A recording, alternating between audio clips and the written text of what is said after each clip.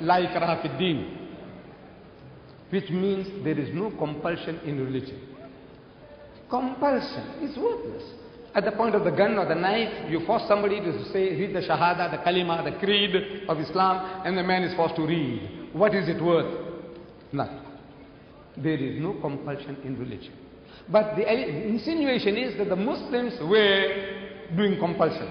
I said, look, my brother, Sharosh, you are a proof that the Muslims didn't use any compulsion for 1,400 years.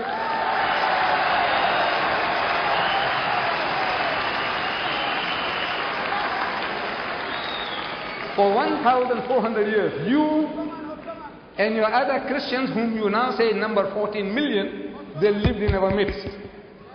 In Egypt, the Muslims have been the overlord of the country for 1,400 years.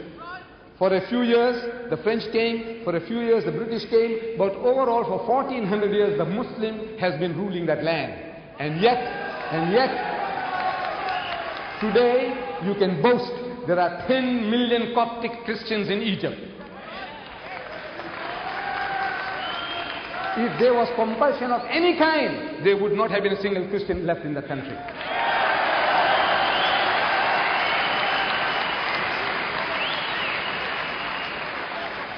The Muslims ruled Spain for 800 years. 800 years. Because we failed to deliver the message, we were kicked out. We were kicked out.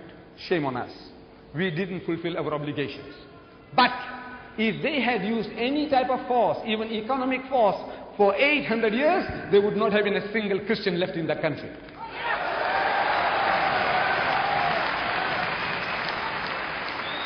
We Muslims, we ruled India for 1,000 years. But after 1,000 years of Muslim rule, eventually when partition takes place, the Muslim gets 1/4, the Hindu gets 3/4. Why? Because we didn't do the job. We didn't use any compulsion.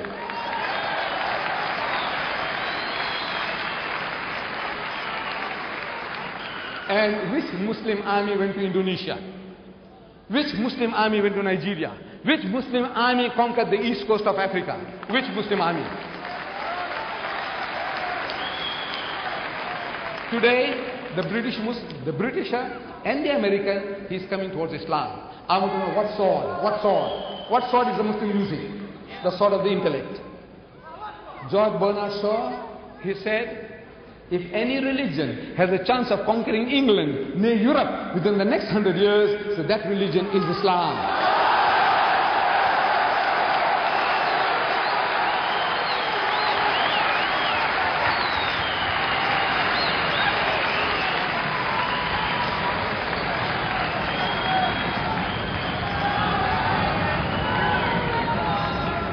Look,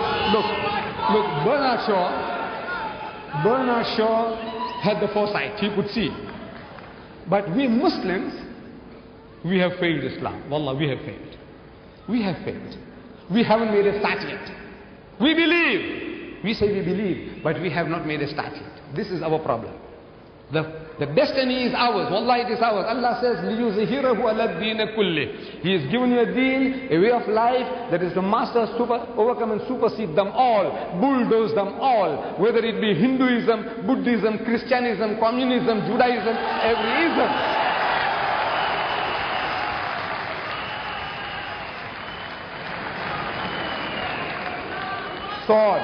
Sword. I'm asking, what sword? Thomas Carlyle in 1840, he delivered a series of lectures here in the UK. In England, Thomas Carlyle, one of the greatest thinkers of the past century. Thomas Carlyle. And he says, the sword.